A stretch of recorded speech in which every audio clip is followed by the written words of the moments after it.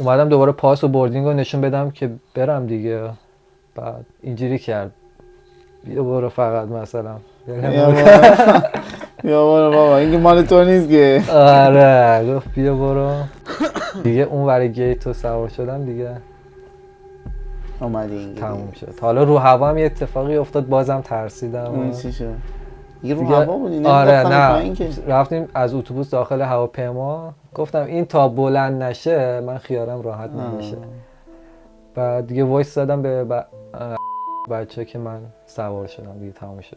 عکسم فرستادم واسش. داخل هواپیما اون حالا خلبان بود یا کمک خلبان یه چیزی گفت به انگلیسی. یه چیزی گفت و بعد همه اینجوری کردن آو شت، مثلا حالت ناراحت بودم عجیب غریب. آره بعد دیدم هواپیما چرخید.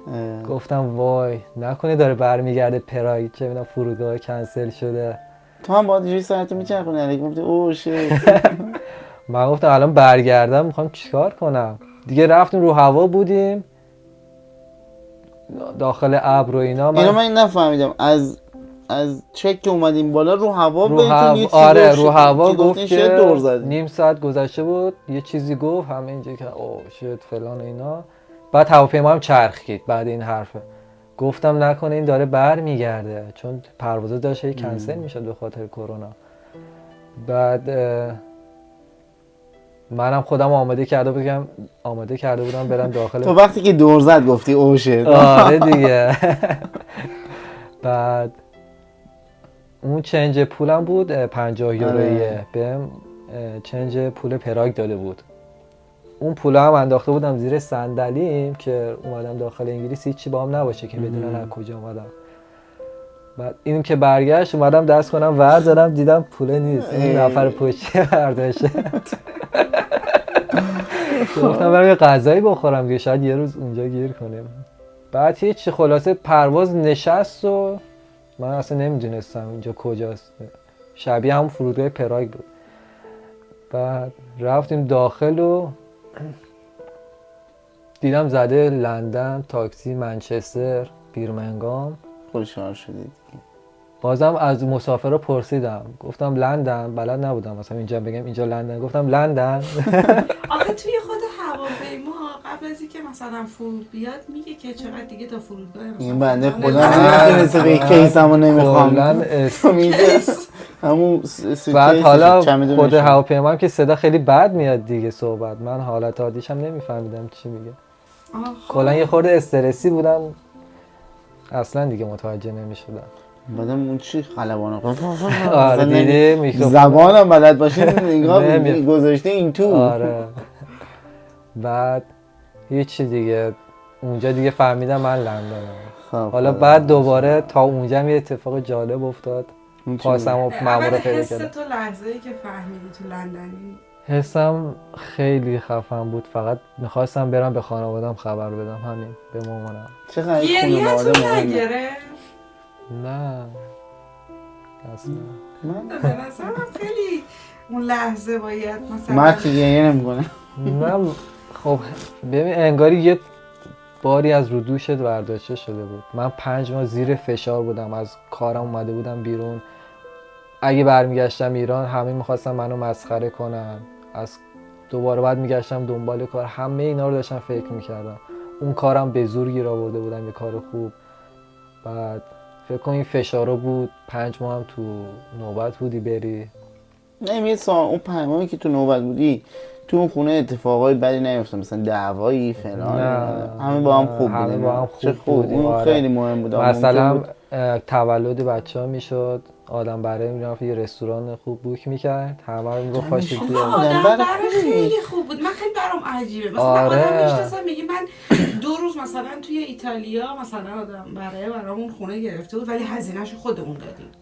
فقط غذا با اون بود مثلا. یا مثلا غذا با خودش بود با ما بود نمیدونم جا با اون بود. نه من خیلی دیدم هیچ کدوم نه جا دادن نه غذا دادن هیچ. ما جا میرفتیم مثلا طبقه 40 یه برج یه خونه رو واسه ما رنت میکرد. عشق و حال میکردیم. کل استانبول زیر پامون بود.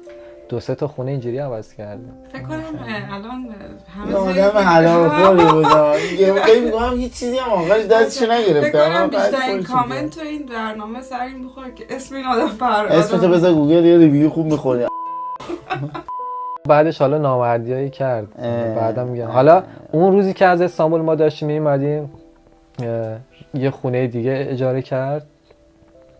گفت که بچه من از این به بعد دیگه پول ندارم بدم، خودتون باید هزینه‌های خودتون رو بدید. ما چند وقت بعدش اینو گفت؟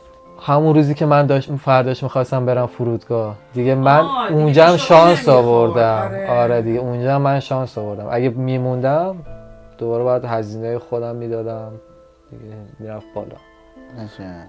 حالا نه یه سوال، تو تا امروز که رسیدی انگلیس، الان ما هم اونجایی هستیم که ما الان اونجایی که رسیده انگلیس میخوام اونو بدونم. گفت یه اتفاق دیگه هم افتاده، بذار اونو بگم. گفتید یه اتفاق دیگه آره افتاده. دور نشیم. آره اونم بگید که ما اصلا این بحثا رو ببندیم بعد سوالاتو بپرسیم. خب من یا باید پاستو پاره کنی داخل هواپیما یا باید بری دستشوی فرودگاه پاره کنی دیگه که نبینن. شما هوایی نمیدونم اومدید. آره من میدونم داستان اینه. آره من نه تجربهشو ندارم ولی میدونم. بدید بچه‌ها اصلا بدونن.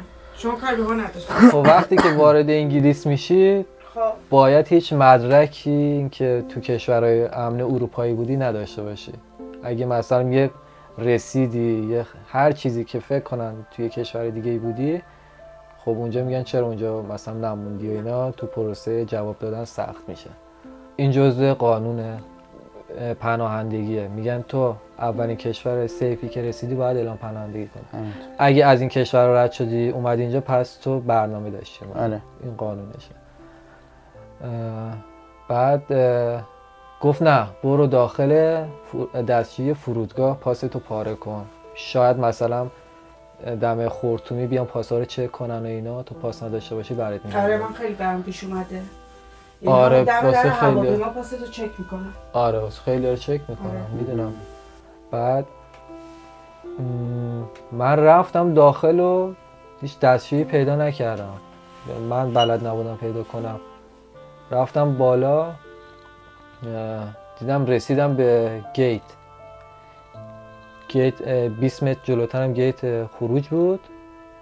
بعد این برام مأمور وایساده بود، منم این وسط هیچ خلوتم بود. اگه میخواستم برگردم به هم مأمورم خواست بگه کجا داری میری، منم که نه زبان بلد بودم خواستم چی بگم. وایسادم وسط و هی داشتم گیت اونجا رو نگاه میکردم. یه مأمور اونجا بود یکی هم پشتم، پاسم تو جیبم دیگه، من نمیتونستم برم اونجا خودم معرفی کنم، پاسمو میگرفت. دیدم هیچ راهی ندارم. اون مأمور خانم روشو کرد اونور، من پاسمو در آوردم اینجوری پرت کردم بغل یه ستون، پاس سوئیسی ما پرت کردم اونجا تابلو بود. بعد رفتم 20 متر جلوتر پشت گیت یه مأمور بود، آقا بود. رفتم گفتم نو پاسپورت. اونم گفت بعد چجوری اومدی؟ منظورش متوجه شدم. بعد گفتم نو پاسپورت، گفتم ایرانی یه همچین چیزیه دیگه. اینجایی بود آره. زبونش باز شده بود. اونم گفت که بیا دنبال همونجوری، مثلا فهمید دیگه ایرانی ما قاچاقی اومدیم. بعد بردم منو اونجا، تلفن رو برداشتن زنگ زدم به مترجم. 2 تا هم سرباز بود. گفت پاستو چیکار کردی؟ توالت اینجوری کرد. گفتم یس. بعد اونا میدونن پروسه چجوریه دیگه، همه پاره میکنن. بعد زنگ زد و گفت که چجوری اومدی، مشخصات هواپیما رو بگو، از کدوم کشور اومدی. الکی من گفتم هواپیما مثلا این رنگی بود، توسی بود، مهموندارا مثلا لباس سفید پوشیده بودن، الکی. بعد گفت پاستو چی کار کردی؟ تا اومدم بگم مثلا من پاره کردم و اینا، دیدم 2 تا سرباز از اون ور داشتم می اومدم با پاس. آره. بعد گفتم هیچی، قاچاقبرم بهم گفت که رسیدی فرودگاه پاستو بنداز زمین. شانس آوردم. بعد آوردم، گفتم آها اینا سربازا آوردم پاس. منم انداخته بودم زمین. بعد حالا اون انقدر شبیه من بود من گفتم این پاس من نیست، من با این اومدم. گفت نه این تویی، واسه توه. گفتم من ایرانیم، این سوئیسیه، من با این اومدم. دیگه باور نکردن تا دیگه رفتیم پروسه اثر انگشت و اینا. دیگه منو نگه داشتن توی اتاق، بهم غذا دادن، منو بود اونجا، گفت انتخاب کن هر چی میخوای واسه بیاری. تو اون اتاق استراحت کردم و آب. برخوردشون چجوری بود؟ خیلی عالی بود. غذا دادم. بعد اونجا گفتم میخوای زنگ بزنیم به خانوادت بگی؟ گفتم نه حالا بعدا خودم خبر میدم. بعد حالا باز منم استرس داشتم که نکنه منو بخوان دیپورت کنن از اونجا، چون پاسمو پیدا کردن و اینا. بعد چون این اتفاقا واسه خیلی افتاده، رسیدن همونجا برگردوندن. دوباره استرس تا اینکه یکی مأمور اومد دنبالم، گفت بیا بریم. منو دستمو گرفت برد، نمیدونستم میخواد داخل هواپیما ببره یا کجا. بعد هیچی، با چمدونم رفتم، یه ون منتظرم بود، رفتم سوار شدم دیگه. اونجا کلا خیال راحت شد. خب من حالا ازت میخوام بپرسم که نگاه، از روزی که تو از ایران اومدی بیرون، خب اون روزی که 18 آبان ایران زدی بیرون، خب به شما گفت که ما میخوام، من تو رو چقدر وقتی میرسونم؟ گفت یه هفته، تقریبا یه هفته 2 هفته. این نهایتا همه میگن دیگه. الان که اومدی رسیدی انگلیس تا امروزی که رسیدی لندن و سوار ماشین شدی با اون آقای مأمور رفتی که به سمت هتل، چقدر زمان برد کلا؟ آره از روزی که ایران اومدی بیرون تا روزی که رسیدی به انگلیس، به اون جایی که میخواستی؟ حالا 4 ماه چند روز فکر کنم. 4 ماه که تو اون خونه بودی، 1-2 روز هم ولی در اصل من یه روزه رسیدم. آره ولی خب 4 ماه اونجا بود. من منظورم اینه که ممکنه از اون چیزی که میگن خیلی بیشتر بشه در واقع. 100% تقریبا من همون روزبه که گفتم من آبان رفتم، اونا اوایل تابستون پولو داده بودن که برن، یعنی 6 ماه قبل من. قبل اونا هم یه خانواده بودن، یعنی 1 سال توی استانبول بودن، رفتن بالاخره. حالا بعد ما متوجه شدیم اونایی که پول دادن، پولو کامل گرفته، توی گذاشته کنار، خیالش راحت. آره. اونایی که مسافرای جدید میومد، مثلا میومد 2 هفته میفرستاد میرفتن، اینجوری هم بود. مثلا از اونا پول گرفته 1/3، میگه خب من باید پول اینا رو کامل بگیرم دیگه، اون پول اونا رو که گرفتم اینا رو میفرستاد میرفتن که پول بقیه رو بگیره. حالا این لابلا پول اضافه میومد، اون قدیمی ها رو میفرستاد. اینجوری خیلی راحت. ولی خب میگم خرجمون رو داد، فقط تایمش زیاد طول کشید، نه پول خورد نه میومد میرفتیم ما رو بیرون میبرد. در نهایت زیاد اذیت نشدی. آره مشخصه آدم خوبی بوده، چون خوبی بوده واقعا. آره بچه‌ها که میان میبینیم مثلا. بعدش دیگه خورد به کرونا اینا، تا چندین ماه دیگه کل پروازا کنسل شده بود. اونا باز اونجا همه برگشتن و بعضیاشون موندن تا 2-3 ماه، بعضیاشون هم موندن و اومدن بعد کرونا اینا. دیگه این خورد زمین، آدم برای خورد زمین و پیچون، پول بقیه رو پیچون. دوستم رو معرفی کرده بودم، پول اونم پیچوند. حالا اون دوستم گرفته پولو، چه یه جوری گرفت ازش. دیگه نشد دیگه، اون سخت شد دیگه، خیلی بد شد. خب مرسی اول بابت چیزایی که تعریف کردین که تجربتون رو در اختیار ما قرار دادین. خواهش میکنم. اگه صحبت دیگه ندارین من یه سری سوال دارم ازتون بپرسم. حالا این از نظر هزینه رو بگم. اون دوستی که تو استانبول با من گیر کرد، یکیشون خب 1 سال یا 2 سال بعد 13,000 پوند پول داد، زمینی اومد. یه چند ماه تو راه بود. بکنم حداقل 1-2 ماه به نظرم تو راه بود. زمینی یعنی خیلی بده. قاچاق برای ما نرخش 10,000 پوند 11,000 پوند بود. ما داخل ایران 9,500 یا 10,000 پوند صحبت کردیم، یعنی نرخ. من 500 پوندم تخفیف گرفتم ازش. حالا دیگه رفتم استانبول، اونم ازم گرفت. این خیلی خوب بود واسه یه هوای آره. همچین قیمتی، عالی بود. عشقی چون کار هوایی میکرد. دور و بر 20 اینا حالا 18 تا 20 22 آره 30 تا هم داره همونجا حتی. بود. مثلا واسه یه خانواده بود میگم آقا پول بچه‌تو نمیگیرم، باشه خودتون بیاید. زن و شوهر رو میگیره، پول بچه رو نمیگیره. اینجوری کمک میکرد. بعد دیگه خورد در زمین کل آره مثل که دیگه. آدم بدذاتی نبوده، فقط نه. راه. ولی خب این آدم برای 90% پولو میخورن و آره. دیگه آره، تا دلتون وجدان ندارن دیگه. من یکی از دوستام 2 دفعه تا حالا پول داده دست رابط، مثلا هم آدم بر حالا شما آدم آدم پرون. پرون ما میگیم رابط. پول داده دست این رابطه ها و پولشو هر 2 دفعه خوردن بنده خدا رو و الان دیگه کلا بیخیال مهاجرت شده. من سلام بپرسم؟ بله. مرسی. من 3 تا کلمه به شما میگم نسبت به اولویت اون بعدم توی مهاجرت بگید. اوکی. زبان، پول، هدف. زبان، پول، هدف واسه مهاجرت، اونایی که رسیدن یا اونایی که نه میخوان. کلا شما فکر کنید که یکی میخواد مهاجرت کنه به نظرتون اول هر کدومش چجوری مهمه؟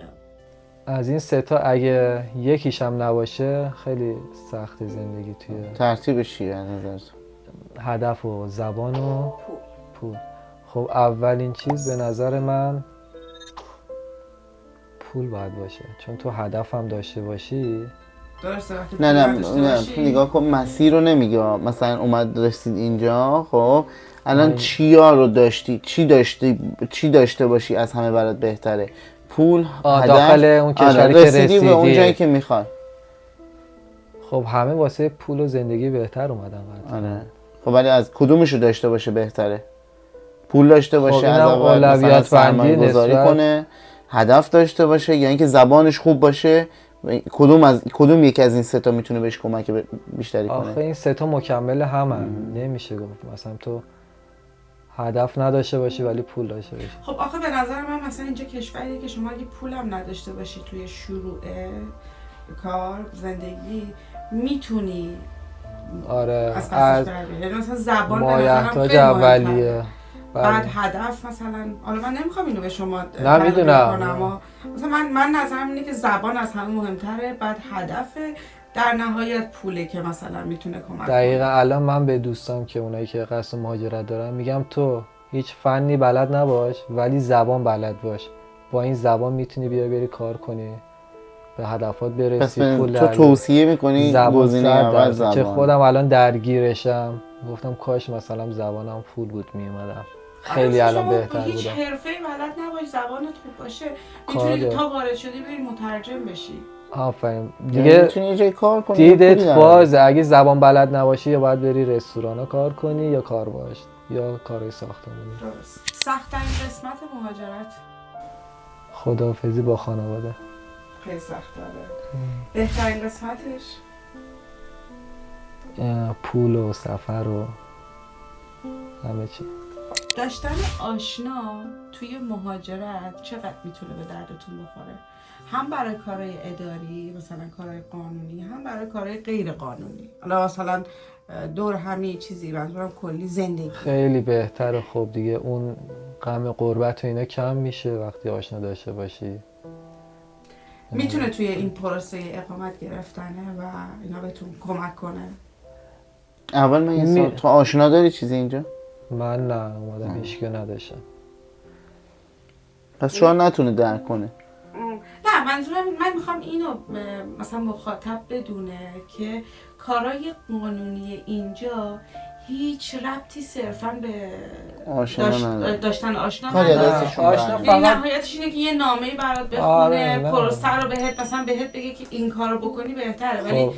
کاری نمیتونه. نه اونایی که میان بالاخره هم دوره خودشون هستن، همونا کمکشون میکنن. من اومدم دوستام میرفتم مثلا مترجمی میکردن، کارامون رو انجام میداد. همه به هم کمک میکنن. کسی لنگ نمیمونه مثلا چون آشنا نداریم وای دیگه آره. من اقامت آفرین. نمیگیرم. منم موافقم. حالا آشنا داشته باشی خیالت راحته که اون کارا دلگرمیه. آره دلگرمیه.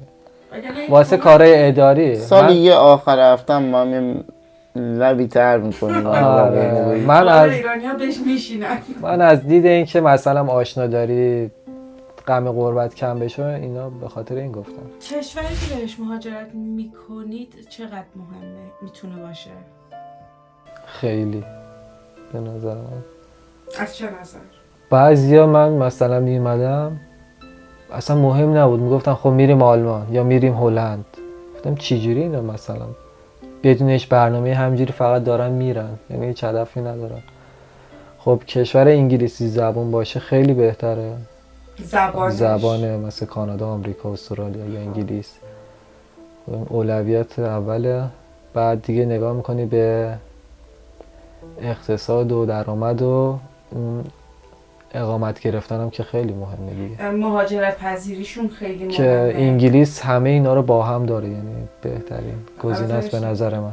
من اشتباه گفتم، مهاجر پذیریشون، این که به نظرم این که جامعه چقدر اون مهاجر رو به عنوان یه غریبه بتونه تو کشورش قبول کنه خیلی مهمه. من توی انگلیس به نظرم درصد نژاد پرستی خیلی کمتره نسبت به آلمان و کشورهای دیگه.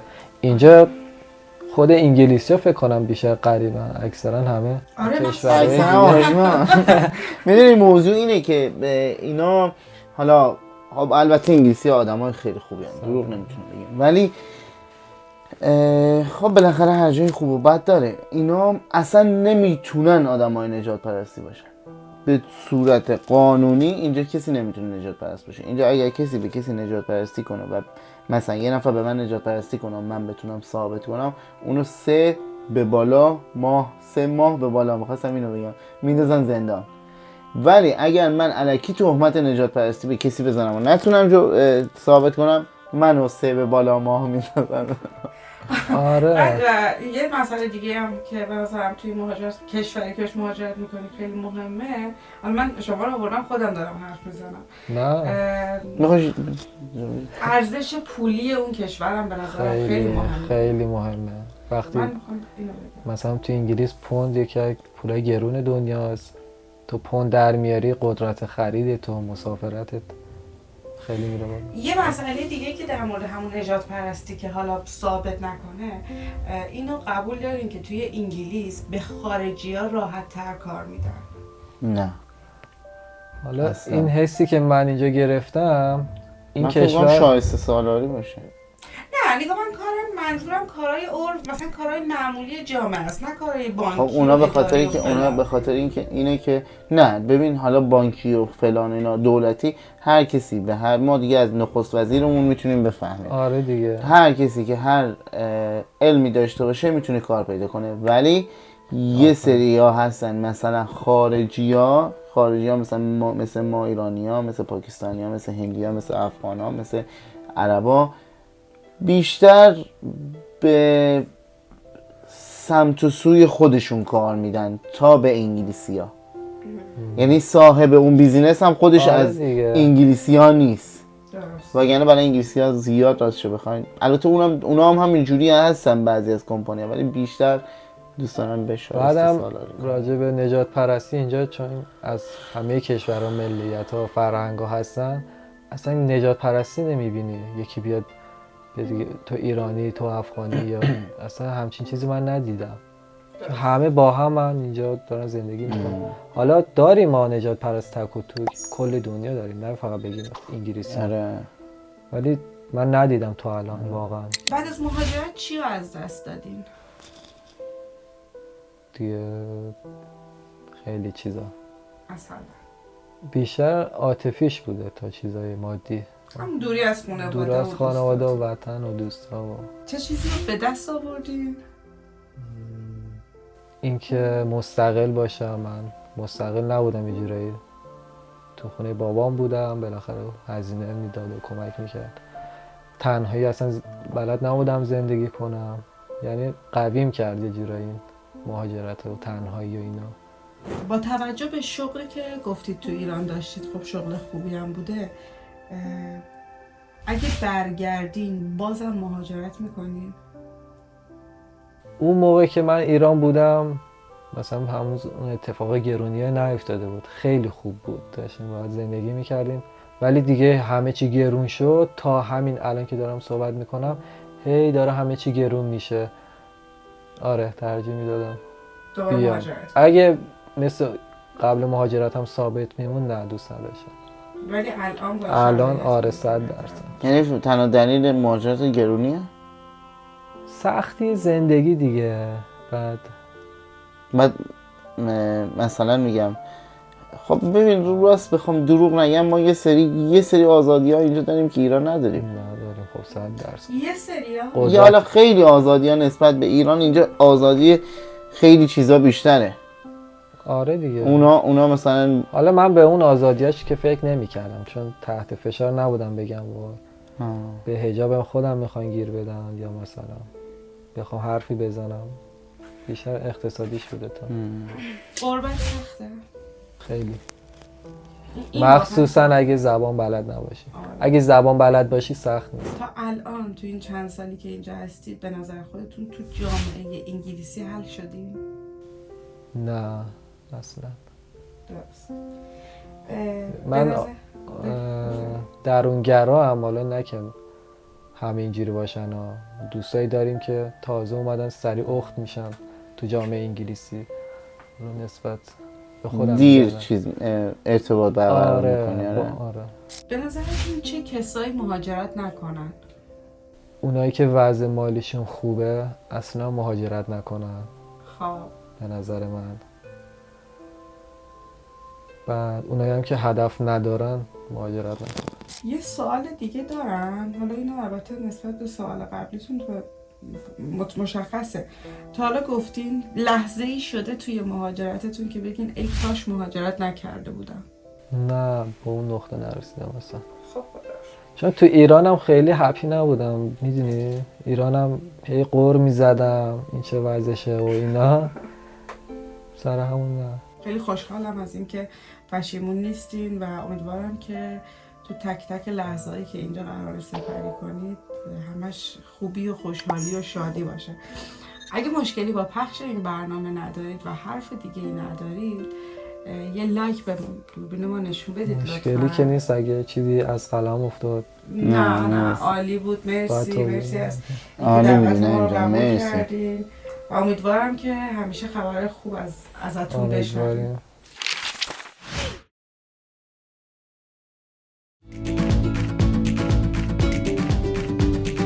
بچه لایک سابسکرایب دارم بهت میگم لایک کن. اشاره بچه اشاره میکنم میگم لایک و سابسکرایب و اینا رو یادت نره بگی. منم اینجوری گم دیگه خودشون میفهمن. خب بگو دیگه بچه لایک و آره، سابسکرایب کامنت یادتون نره، شیر یادتون نره. ما کامنت خیلی دوست داریم. زنگوله رو هم آره. بزنید. مرسی خداحافظ.